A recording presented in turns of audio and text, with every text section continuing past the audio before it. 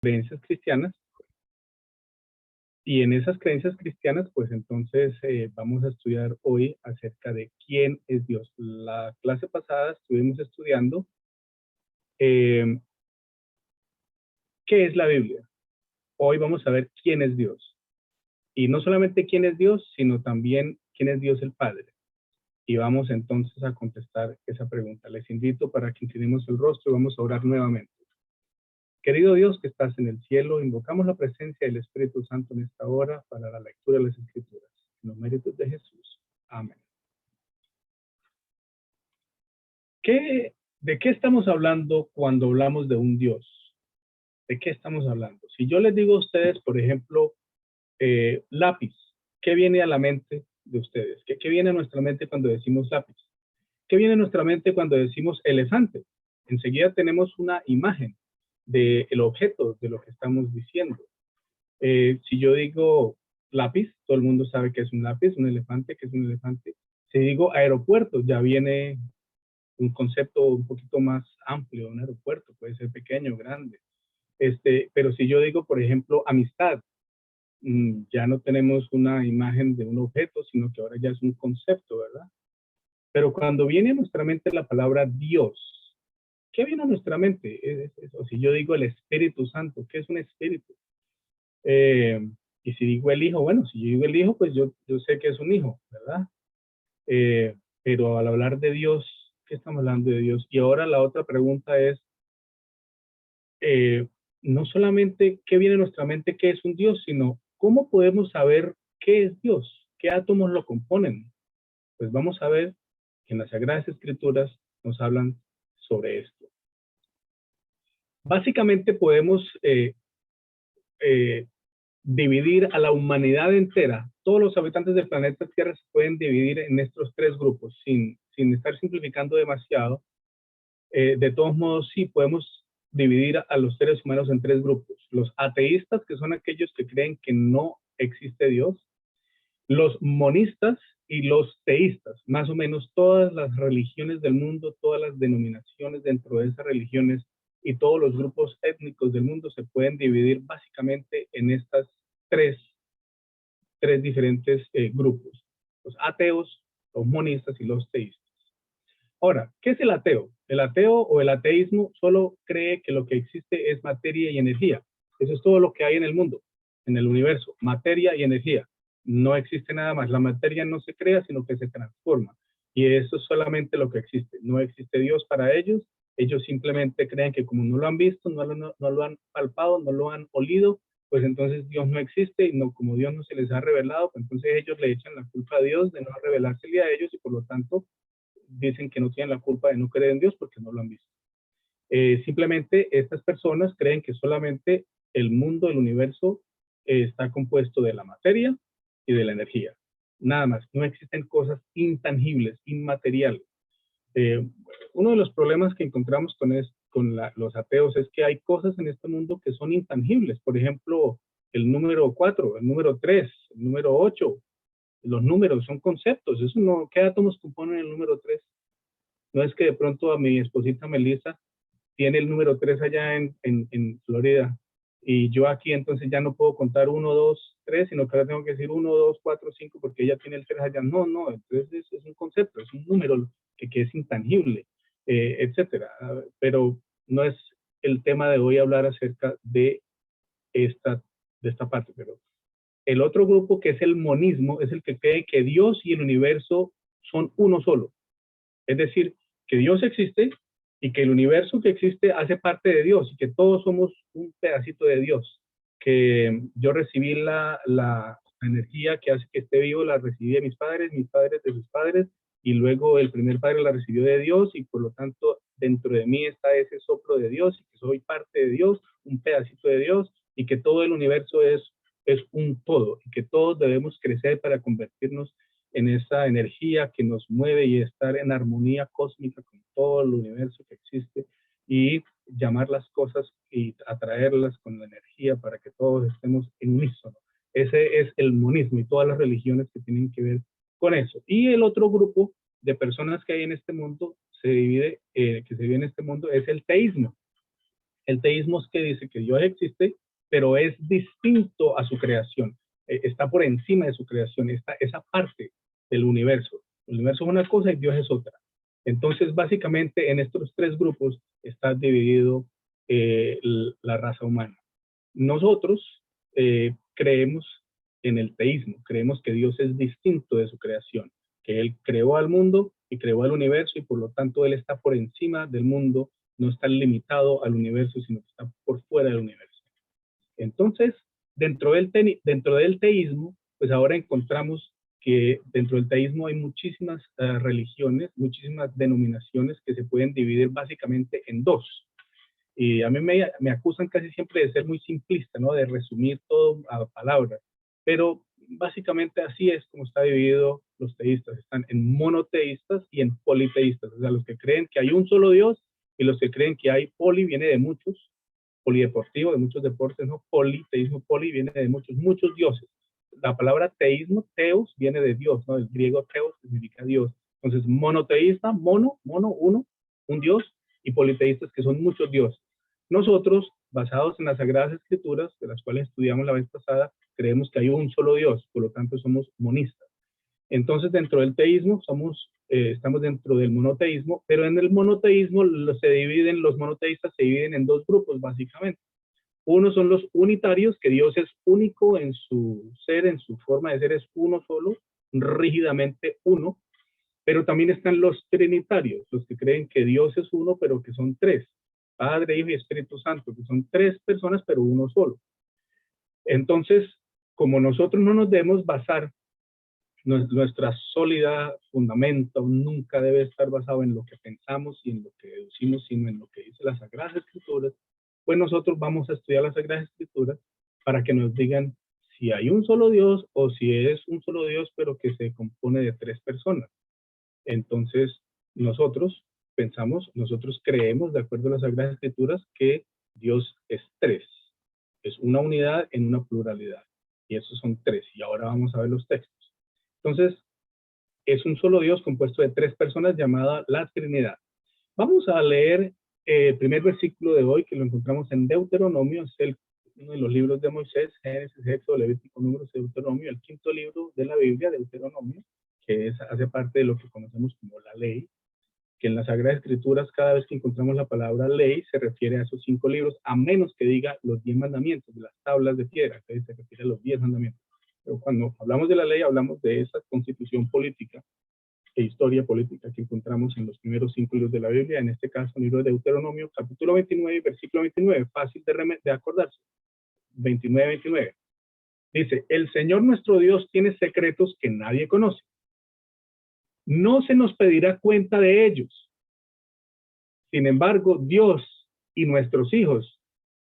sin embargo, nosotros y nuestros hijos somos responsables por siempre de todo lo que se nos ha revelado, a fin de que obedezcamos todas las condiciones de estas instrucciones. Es decir, las cosas que no han sido reveladas en las Sagradas Escrituras sobre Dios, que cuánto pesa, que si tiene ojos, que si tiene 5 alas, que si camina, que de qué color son los ojos, que todo eso no se ha revelado, el Señor no nos va a pedir cuentas sobre eso no nos edifica a nosotros, simplemente el Señor tiene muchos secretos que nadie conoce, dice Moisés, el Señor nuestro Dios tiene secretos que nadie conoce, no se nos pedirá cuenta de ellos, por ahora se nos pedirá cuenta de lo que sí conocemos de Dios, de lo que Él ha revelado en las Sagradas Escrituras. En los salmistas, el salmista David también escribió en el Salmo 145, versículo 3, grande es Jehová o Yahweh, que es traducido aquí como el Señor. Grande es el Señor, el más digno de alabanza. Nadie puede medir su grandeza. Nadie. Es decir, como nosotros con una cabeza, Pastor Puentes, una cabecita nuestra que tiene aquí unos 40 centímetros de diámetro, en este cerebrito que cabe aquí, nosotros vamos a poder conocer y entender quién es Dios, que está por encima del Sol, de las estrellas de Júpiter, de todo el universo, las galaxias, que es muchísimo más grande que ellas, que no está confinado al tiempo. ¿Cómo podemos nosotros intentar tratar de conocer al Señor? Nadie puede medir su grandeza. Ya el apóstol Pablo también se lo dijo a Timoteo, en primera de Timoteo, la primera carta de Timoteo, versículo 3, 16. 1 Timoteo 3:16 dice, indiscutiblemente, el misterio, la palabra misterio viene del griego misterión, que significa algo que no conocemos bien, algo que los iniciados no conocemos, y mucho menos los neófitos. Entonces, el misterio de la piedad, piedad significa de la deidad, es decir, de Dios, de todo lo que es pío, casto, puro, pío, bueno, Dios, el ministerio de Dios es grande. Dios fue manifestado en carne, hablando de que Dios se manifestó en carne, Dios el Padre se manifestó en carne, o sea, en la persona de Cristo. Justificado en el Espíritu, hablando de un Espíritu, o sea, está hablando que hay tres, está Dios el Padre, en la carne que es Jesucristo, y el Espíritu, visto de los ángeles, predicado a las naciones, creído en el mundo y recibido arriba en gloria. Entonces, queridos hermanos, yo quiero que miremos los siguientes textos y recordemos que lo que no se nos ha revelado, Dios no nos va a pedir cuenta, pero lo que sí se ha revelado, sobre eso sí nos va a pedir cuenta. Y ahora vamos entonces a mirar unos versículos bíblicos. Y el primer versículo que quiero que miramos se encuentra en Génesis, y vamos a compartir la pantalla con la Biblia.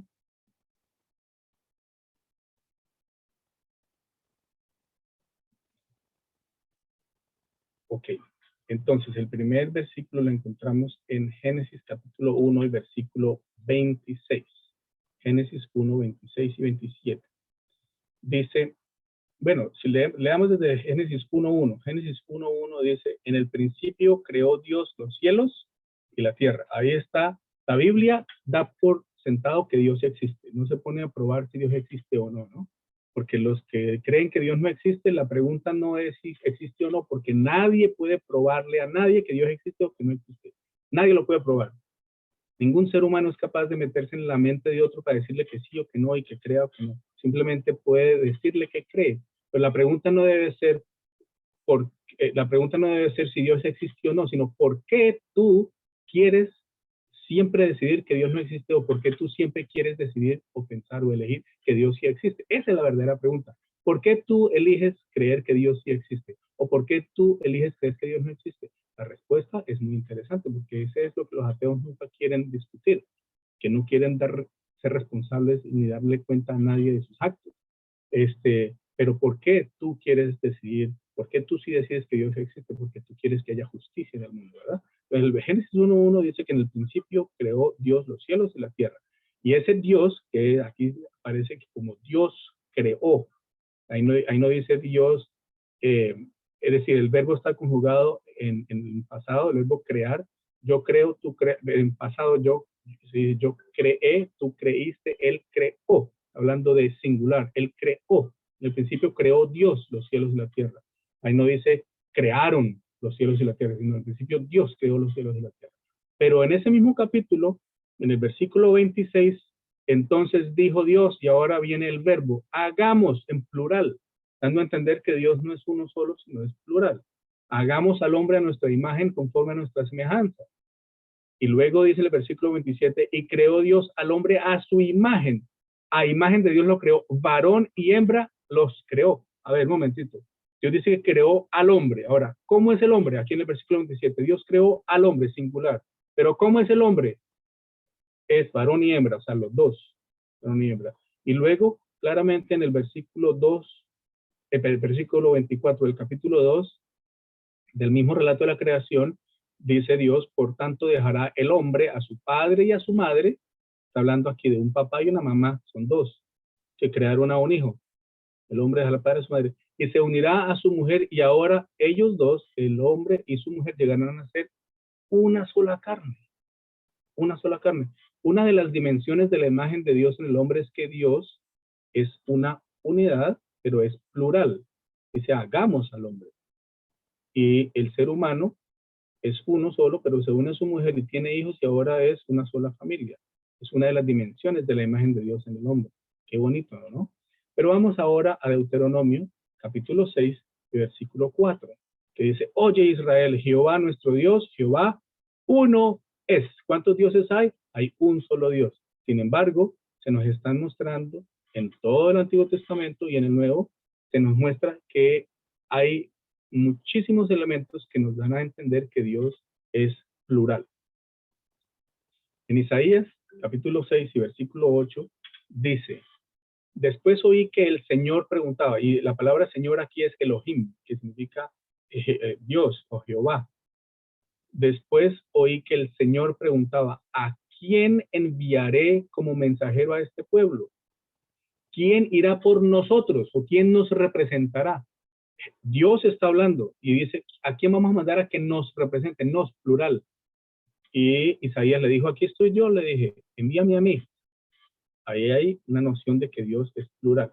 Si vamos a Mateo capítulo 28 y versículo 19, dice: por lo tanto, vayan y hagan discípulos de todas las naciones.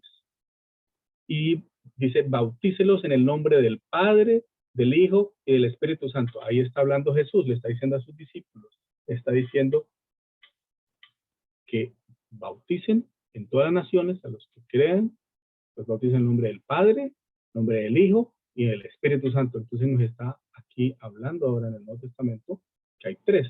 Juan 3:16 dice: Dios amó tanto al mundo que dio a su único hijo. Único significa que es único en su especie, que no hay ningún otro como él.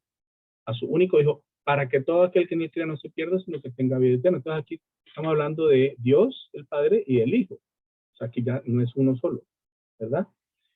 Si vamos a 2 Corintios, capítulo 1 y versículo 21 hasta el 22, el apóstol Pablo dice: es Dios quien nos capacita, junto con ustedes, para estar firmes por Cristo. Entonces aquí está hablando de Dios y ahora de Cristo. Él nos comisionó y nos identificó como suyos al poner al Espíritu Santo. Entonces, ¿cuántas personas estamos hablando? Tres: Dios el Padre, Cristo, el Espíritu Santo. Dice: al poner al Espíritu Santo en nuestro corazón como un anticipo que garantiza todo lo que Él nos prometió.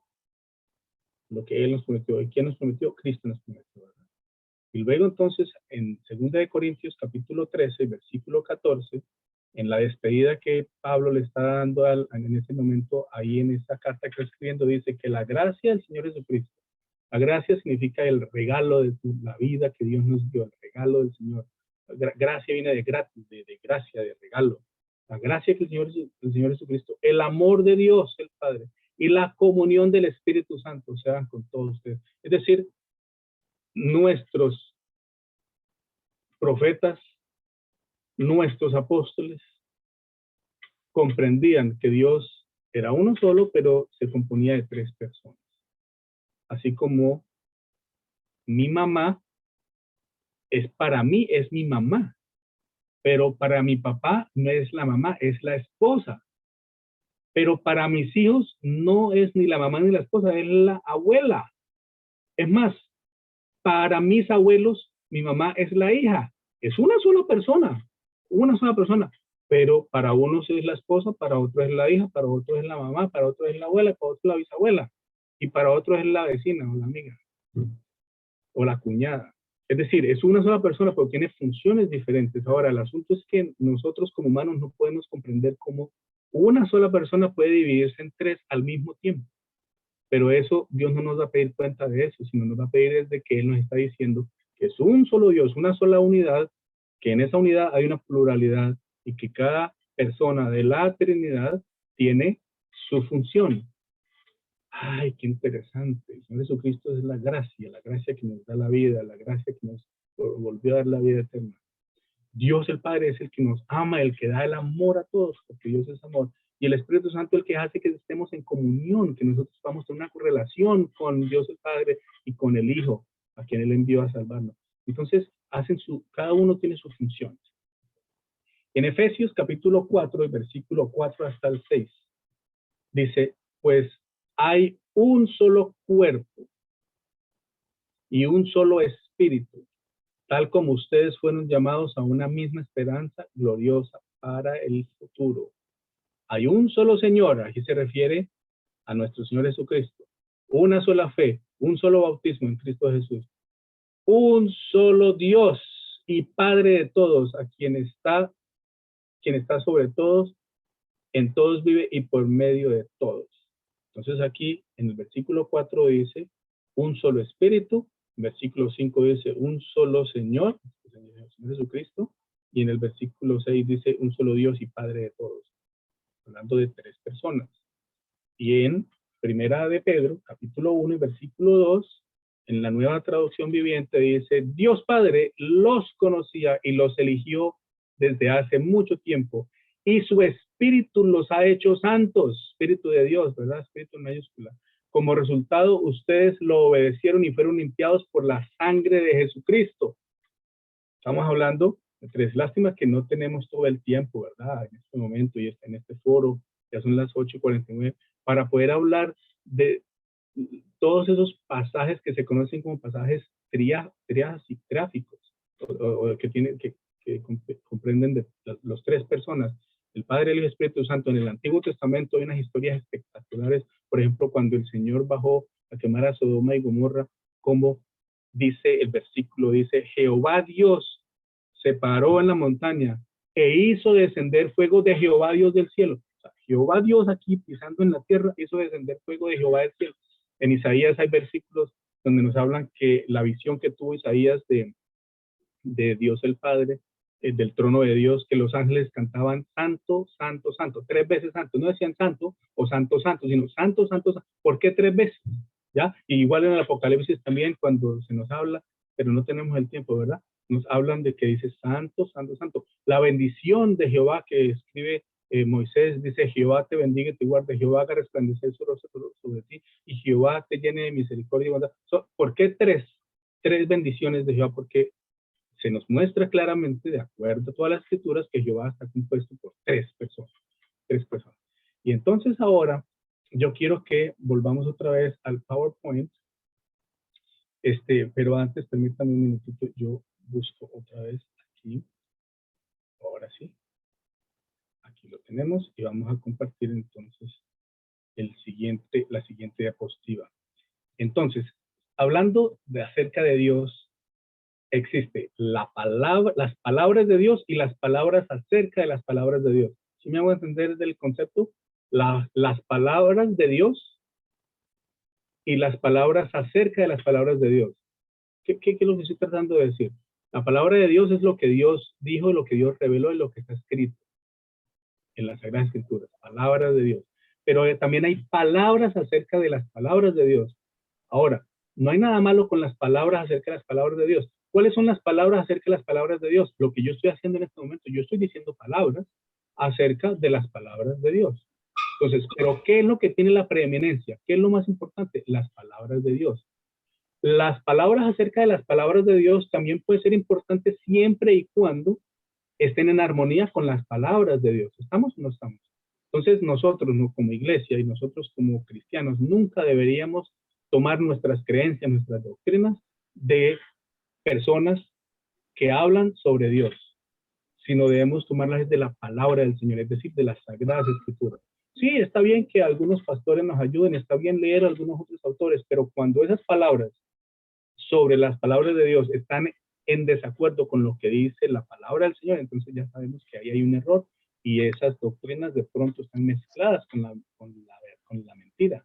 Esas doctrinas que están tratando de enseñarnos están mezcladas con el error si están diciendo cosas que no están de acuerdo con la palabra de Dios, con las Sagradas Escrituras. Entonces, nosotros como iglesia, al estudiar la Biblia entera, desde el primer versículo hasta el último, y al ver todos los pasajes que hablan acerca de Dios, hemos llegado a la siguiente creencia, o siguiente que nosotros tenemos como una doctrina, que no es una palabra escrita en piedra, ¿verdad? Que tiene que decirlo así, con la coma donde vaya, así conforme está escrito, porque si no, entonces no le sirve. No. Simplemente nuestra creencia que hemos sacado de las Sagradas Escrituras, basados no solamente en los textos que vimos, sino en muchos otros que no tenemos tiempo ahora para mirar, ¿verdad? Y dice así, hay un solo Dios, Padre, Hijo y Espíritu Santo. Una unidad de tres personas coeternas, o sea que han vivido por siempre, coeternas. Dios es inmortal, todopoderoso, omnisapiente, superior a todos y omnipresente. Es infinito y escapa a la comprensión humana. Aunque se lo puede conocer por medio de su autorrevelación, ¿cómo se reveló, no? Por medio de Jesucristo, ¿verdad? Dios, que es amor, es digno para siempre de reverencia, adoración y servicio por parte de toda la creación. ¡Qué bonito! Entonces, esta es la creencia que sacamos de las Sagradas Escrituras sobre quién es Dios, que es una unidad en la pluralidad. ¡Qué interesante! Entonces ahora vemos que Dios es omnipotente, omnisapiente, omnisciente, omnipresente, eternal, que es un espíritu. La Biblia dice que Dios es espíritu y los que lo adoran deben adorarlo en espíritu y en verdad. Estas palabras son bastante difíciles, ¿no? Omni significa de todo, ¿no? Que todo lo puede. Omnipotente, omnisciente, viene de omniscience, de ciencia, que todo lo conoce, todo lo sabe. Omnipresente, que está presente en todos lados. O sea, está presente a todos lados al mismo tiempo, en todo momento. Eternal, no tiene principio ni fin. Y es espíritu, o sea, es inmaterial. Qué interesante. Hay tanto material para que pudiéramos hablar, sobre todo, por ejemplo, sobre el tiempo. Pero ahorita no, otro día hablamos de eso. Entonces, ¿quién es Dios? Dios es creador de todas las cosas. Es el creador, es el estándar de todas las cosas. O sea, a partir de Dios es que se mide todo lo demás. Nosotros a veces tenemos unos conceptos de Dios basados en lo que nosotros somos. Y entonces pensamos que Dios es como nosotros, y con mucha razón tienen muchos filósofos que dicen que el hombre creó a Dios. Claro, lo creó a la imagen de lo que el hombre cree que es, y si el hombre es un envidioso, cree que Dios es envidioso. Y es que eso va para todas las cosas. Si yo soy una persona pesimista y siempre ando viendo lo malo en todo, salgo a la calle y lo único que veo es lo malo, lo feo, lo desagradable. Pero si yo soy una persona positiva, agradable, buena, que veo siempre lo bueno y siempre trato de encontrarle lo bueno a todo, pues salgo a la calle y veo todo bonito, agradable, hermoso, espectacular. Entonces todo está en mi mente, realmente la actitud que yo le ponga a las cosas, ¿verdad? Entonces Dios es un Dios estándar de todas las cosas, o sea, santo. Y la palabra santo lo único que significa es diferente. La palabra santo no es que en la mente nosotros nos han metido por más de 2000 años la idea de que santo es otra cosa. Pero la palabra santo en el original significa es diferente, diferente a todo lo demás, único. Es el perdonador, es el misericordioso, es el rescatador de todas las cosas. Mira, una de las cosas que me hizo que yo me volviera cristiano, y a pesar de haber nacido en la iglesia, a pesar de ser hijo de pastor, hubo un momento en que yo dudé que Dios existía. Y me salí de la iglesia cuando estaba estudiando para ser abogado. Y llegué a ser comunista, y llegué a pensar que Dios no existía, y empecé a tirar piedra en la universidad. Pero el Señor, con su paciencia, me ayudó a regresar y reconocer que Dios sí existe, porque Dios es misericordioso. Y yo pensaba, no, Dios es un Dios vengativo. ¿Cómo es posible que uno por 100 años que viva y que cometa un pecado por día son nada más 100 años de pecados, y por eso me va a tener quemándome en el infierno por 2000 años, por toda una eternidad quemándome? Eso no. ¿Cómo es posible que Dios sea así?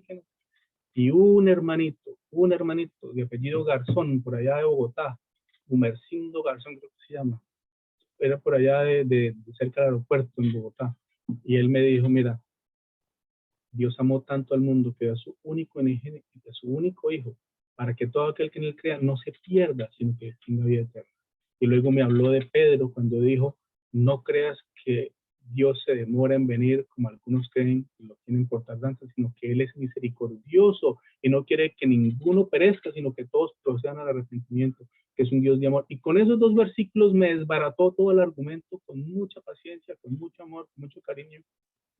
Y gracias al Señor volví a encontrarme con el Maestro y volví a creer en Dios, y ahora puedo asegurarlo, porque cuando estudiemos acerca del crecimiento cristiano, vamos a ver cómo uno debe pasar no solamente de creer en Dios a saber a ciencia cierta de que Dios sí existe, porque Él vive dentro de nosotros, y estando dentro de nosotros el Espíritu nos habla y ya sabemos que Dios existe.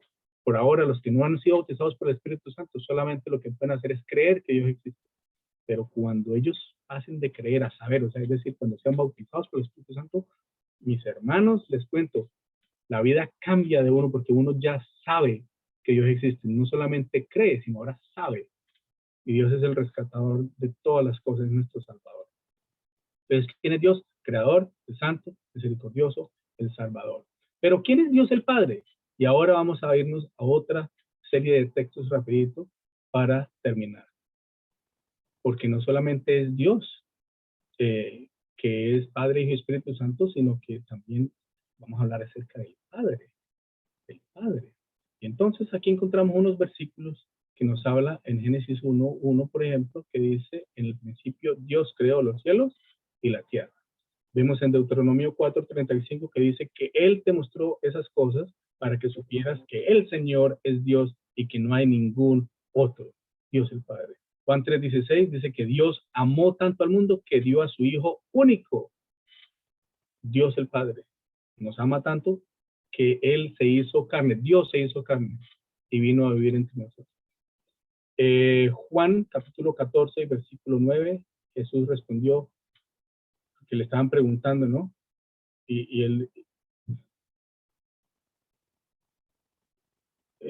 Felipe le dijo, Señor, muéstranos al Padre. Le estaban preguntando, Señor, pero no sabemos a dónde vas ni nada, y muéstranos quién es el Padre. Y el Señor Jesús le dijo, Felipe, he estado con ustedes todo este tiempo y todavía no sabes quién soy. Los que me han visto a mí han visto al Padre. Y no necesariamente se refiere a, que tienen los mismos ojos, las mismas orejas, las mismas uñas, que camina con el mismo color del pelo, sino su forma de ser, su carácter, su amor.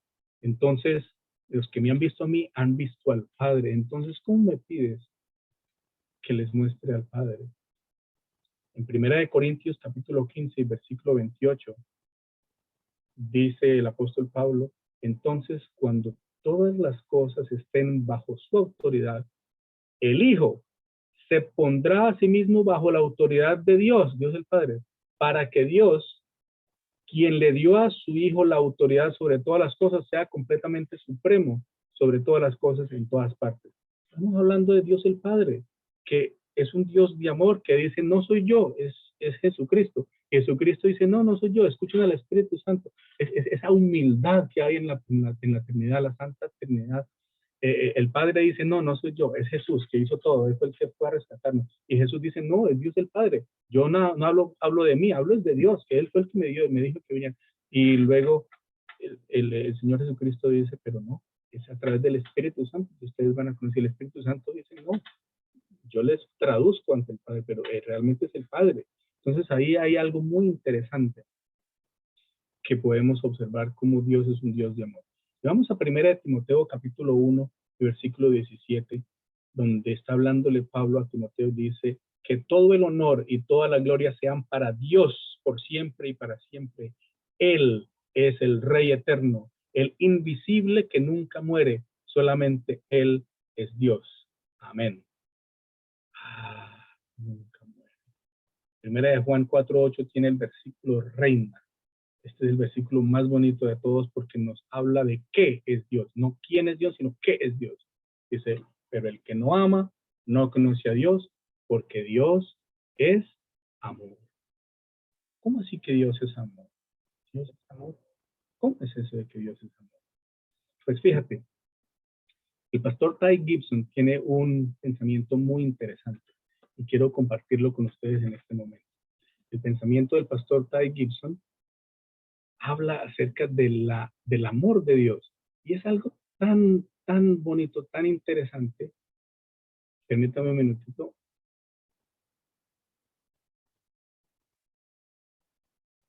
Que dice lo siguiente. Dice permítame. Bueno, mira, antes de leer la cita de Ty Gibson, aquí en Apocalipsis capítulo 4, versículo 11, dice, tú eres digno, oh Señor nuestro Dios, de recibir gloria, de honor y poder, pues tú creaste todas las cosas y existen porque tú las creaste según tu voluntad. Es decir, Dios, el Padre, es el creador de todas las cosas y lo ha hecho para nuestro deleite, para disfrutarlo. Y hay cosas espectaculares, por ejemplo, ¿cómo podemos nosotros disfrutar de cosas tan hermosas como un mango? Ese placer que da al comerse un mango espectacular, el placer que produce. Es decir, son cosas tan espectaculares que Dios hizo para nosotros que no podemos decir sino que Dios es un Dios de amor. Que esa zona de guerra en la cual vivimos, porque el planeta donde vivimos que parece como una zona de guerra es porque es una zona de guerra, pero es porque hay un enemigo que ya lo estudiaremos en otra lección, Vamos a estudiar qué fue lo que pasó, por qué hay tanto dolor y sufrimiento en este mundo, en un mundo donde hay un Dios, en un universo donde hay un Dios perfecto de amor y que nos da libre albedrío. Y con ese libre albedrío que Dios nos da, no, Dios está tomando el riesgo de que nos rebelemos contra Dios, pero Dios es tan amoroso, Dios el Padre es tan lindo, tan espectacular, que Él me crea libre. Y por crearme libre, me da a mí la soberanía de poder rebelarme contra Él. Y si me rebelo contra Él, Él no me extermina, no me mata, no me manda a la inexistencia, sino que Dios permite que yo perezca por culpa de mi decisión de haberme separado del Señor. No es que el Señor me está matando o quemando en un infierno para que yo pague por el pecado de no haberlo seguido, porque Dios me creó libre. Simplemente Dios le dijo a Adán y Eva cuando lo creó: si tú me aceptas como Dios, pues yo te acepto como mi hijo y por lo tanto te doy vida eterna. Pero si tú no me quieres aceptar como Dios, pues no hay problema. Yo te pongo donde tú estabas antes de nacer. ¿Dónde estaba Adán antes de nacer? ¿Dónde estabas tú antes de nacer? Tú estabas en las zanahorias que otro se comió. Es decir, el hierro, el magnesio, el silicio, el fósforo, el azufre, el cloro, el argón, el potasio, el calcio, el titanio, vanadio, cromadio, manganeso, todo eso que hace parte de nuestro cuerpo, eso existía en las zanahorias que mi papá se comió y mi mamá se comió, y luego ellos, por medio de la procreación, que Dios crea, pero nosotros procreamos. Entonces ellos se unieron, se metieron a un horno y de ese horno salió un hijo y salió ahora la mitad del papá y la mitad de la mamá, y ahora ese hierro y ese magnesio que hay en mí ahora hace parte de mí, pero yo le transmití eso ahora a mis hijos y así. Pero ¿dónde estaba Adán antes de nacer? Estaba en la inexistencia, no existía. Yo puedo hablar de mi vida desde octubre 13 de 1974 para acá, pero yo no me puedo imaginar mi vida cómo sería el 20 de julio, el 21 de julio del año 1946, es que yo no existía, no tengo ni idea, puedo leerlo, ¿verdad? Pues yo en ese tiempo no existía. Y el hecho de que yo exista, para que yo exista, tuvo que haber ocurrido tantas cosas, que mi papá se hubiera conocido con mi mamá y que mi mamá hubiera quedado embarazada en el momento en que quedó embarazada y que fuera yo el que llegó a nacer. Pero para que mi papá naciera, tuvo que haber ocurrido lo mismo con los padres de él y los abuelos y tatarabuelos y todo, hasta Adán. Bueno, hasta Noé, y de Noé también después hasta Adán. Para que tú hubieses nacido, tuvo que haber ocurrido tantas cantidades de milagros para que tú hubieses llegado y llegaras a existir. Ahora, tú no escogiste existir, a ti te trajeron a este mundo, no te preguntaron si querías venir o no. Llegaste ahí porque tu papá y tu mamá decidieron y tú llegaste. Ahora, como tú no decidiste venir, tampoco tienes opción de escoger si administras o no tu vida. El único propósito que tienes tú en la vida es aceptar a Dios como Dios y amarlo por las grandes bondades que Dios hace por ti. Entonces, aquí el pastor Ty Gibson nos habla acerca del amor. Estoy traduciendo lo que él dijo en inglés. Dice, 3 es el valor numérico esencial del amor. 3. Para que haya amor de verdad tiene que haber 3, no puede haber 2. Tiene que ser 3 para que sea amor verdadero. Donde solo hay una persona, el amor no puede ocurrir. ¿Por qué? Porque el amor es poner al otro primero. Esa es la definición de amor. Amor es poner al otro primero. ¿Y cómo puede Dios ser amor si es un solo Dios? Si es solamente el Padre y no existe ni el Hijo ni el Espíritu Santo. Si ellos no son personas. Hay algunas denominaciones que creen que el Espíritu Santo es una fuerza, como una energía que anda por ahí y que Dios la utiliza para andar a hacer cosas, pero no es una persona que no puede pensar. Creen que Jesucristo fue creado, que es el primogénito de la creación, porque Dios lo creó de primero, y entonces Él no es Dios, sino que Dios lo adoptó como hijo y le dio algunos poderes. Algunas personas creen eso, pero de acuerdo a las Sagradas Escrituras, que dice que Dios es amor, para poder que sea amor tiene que ser plural, porque si Dios es uno solo, donde solo hay una persona, el amor no puede ocurrir, porque ¿cómo va a poner a otro primero? Donde hay dos, cada uno es el único receptor de la atención del otro, dando lugar a la autoabsorción. Ah, no. Si solamente es Dios el Padre y el Hijo y el Espíritu Santo nada más una energía, pues entonces Dios ama al Hijo, no, y como resultado de que lo ama, entonces el otro se siente mal, entonces lo ama de vuelta y ya. Entonces ahí está una autoabsorción. Yo solamente amo a los que me hablan, yo solamente saludo a los que me saludan, yo solamente me porto bien con los que se portan bien. Pero Jesucristo dijo, no, eso lo hacen los malos, se portan bien con los que los aman. Lo bueno es portarse bien con los que se portan mal con ustedes, amar a los que te odian. Ahora, ahí es donde está demostrando si tú tienes amor realmente. Entonces, por eso es que donde hay dos, ahí hay un problema. Y voy a decir algo con mucho cuidado, ¿verdad? Y ya sé que ya son las horas de terminar.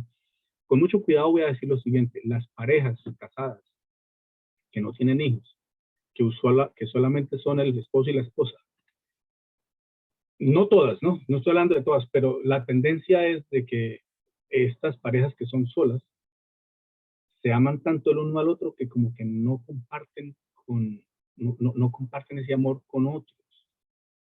Como que ese amor hace que se vuelvan como un poquito envidiosos. No estoy diciendo que es el caso de todos, pero cuando esa pareja tiene un hijo, ahora ellos pueden darle el amor a esa hija o a ese hijo y pueden compartir una unidad, un mismo apellido, una misma familia y se vuelven todos una unidad y los hijos son el reflejo de lo que uno es. Si yo soy una persona que no me he podido liberar de la necesidad de siempre tener la razón y ando criticando a todos y poniéndome bravo porque tengo que tener la razón y hasta que no me den la razón no me callo, pues los hijos míos van a ser así, testarudos, peleones y de todo, y van a pelear con todo el mundo y demostrar que ellos son los que saben y los demás no, porque son un reflejo de lo que yo soy. Y así, entonces, ya ustedes me entienden. Entonces dice aquí, donde hay dos, cada uno es el único receptor de la atención del otro, dando lugar a la autoabsorción. Dice, pero en el momento en que hay tres, cada receptor del amor de alguien también debe de diferir humildemente la atención al tercero. O sea, no soy yo, dice Dios el Padre, no soy yo, es Jesús. Y Jesús dice, no, no soy yo, es el Espíritu Santo quien lo he mandado de consolador. Él es el que los llevará a Dios el Padre. Que en esto consiste la vida eterna, entre que te conozcan a ti, el único Dios verdadero.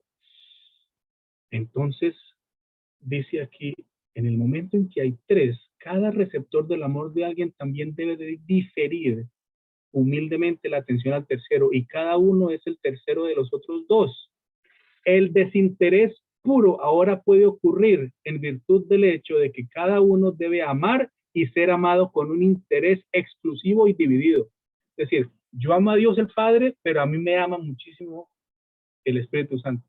Y luego, y así, cada uno ama al otro, pero el otro recibe el amor del otro. Es decir, el 100% del amor, yo recibo el 100% del amor del otro, pero yo doy el 100% de mi amor hacia el otro. Y eso es algo espectacular porque si Dios fuera uno, que no es sino solo uno, no puede ser, el versículo que dice que Dios es amor sería falso. Por lo tanto, la Biblia sería falsa. Por lo tanto, Dios no podría existir porque no sería un Dios de amor. Pero en el momento en que sea plural, entonces ahora sí, cada uno dice aquí, el desinterés puro ahora puede ocurrir, o sea, amar sin esperar recibir nada a cambio. El desinterés puro ahora puede ocurrir en virtud del hecho de que cada uno debe amar y ser amado con un interés exclusivo y dividido. Si la identidad esencial de Dios se puede rastrear hasta una individualidad solitaria, lo que sería el caso si Jesús en algún sentido tuviera un punto de inicio y si el Espíritu Santo no existe eternamente como una personalidad distinta, entonces el amor no es esencial para la naturaleza de Dios. Dicho de otra manera más simple, si el Padre, Hijo y Espíritu Santo no son eternamente coexistentes, no se puede decir con coherencia que Dios es amor, porque el amor es poner al otro primero. El genio, hablando de la inteligencia, de la espectacularidad de Dios el Padre, el genio bíblico puro de identificar a Dios como una comunidad triuna en lugar de como una singularidad absoluta o incluso como un dualismo, o sea, solamente el Padre y el Hijo. Es una evidencia convincente de que la Biblia es de hecho la revelación del único Dios verdadero cuya naturaleza esencial es el amor. Y con ese pasaje quiero terminar y compartiéndoles ahora lo que nosotros decimos en nuestra iglesia, basados en los pasajes bíblicos, sobre Dios el Padre, que dice, Dios El Padre eterno es el creador, originador, sustentador y soberano de toda la creación. Es justo y santo, misericordioso y clemente, tardo en airarse. Mira qué bonito, tardo en airarse. O sea, es muy difícil que se ponga bravo. Parece a algunos de nosotros que no nos ponemos bravos así nos maten. Y abundante en amor y fidelidad. Las cualidades y las facultades del Padre se manifiestan también en el Hijo y en el Espíritu Santo. Qué bonito es eso. Qué bonito es eso. Por lo tanto, mis hermanos, no nos queda otra sino saber que Dios es amor. Y dice la Biblia que el que no ama no ha conocido a Dios, porque Dios es amor. Mis hermanos, es mi invitación en esta noche. Mis hermanos varones y mis hermanas. Es mi invitación en esta noche para que aceptemos a nuestro Dios como a nuestro Dios. Que recordemos que Dios es una sola persona, pero son tres personas. Padre, Hijo y Espíritu Santo. Que los tres están trabajando por mi purificación de mi carácter. Quieren que yo sea transformado y que represente a Jesús. Son buenas noticias saber que hay un Dios. ¿Ustedes qué dicen? ¿Sí son buenas noticias? Amén.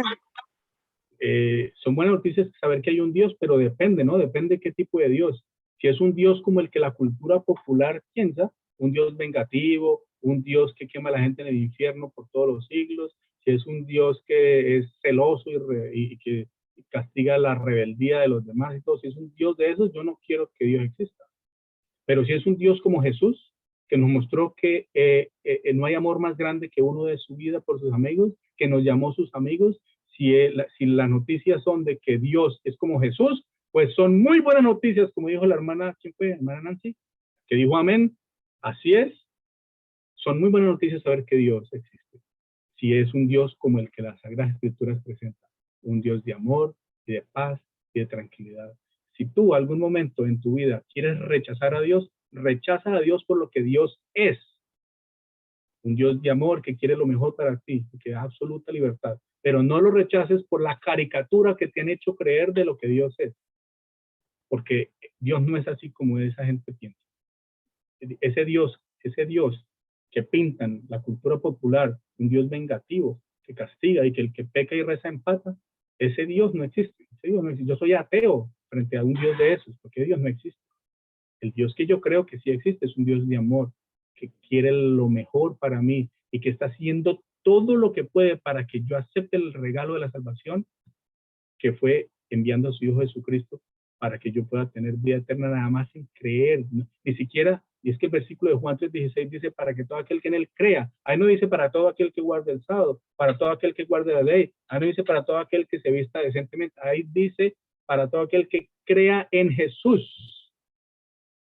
Ya el Espíritu Santo se encargará de que esa creencia pueda ser amoldada al carácter de Cristo Jesús. Y ahora yo voy a guardar la ley, no porque quiero salvarme, no porque quiero alcanzar el cielo, no porque tengo miedo del infierno, sino yo guardo la ley como resultado de amar al Señor, porque lo amo con todo mi corazón y por lo tanto yo estoy dispuesto a sacrificar lo que sea con tal de presentarme ante mi Dios.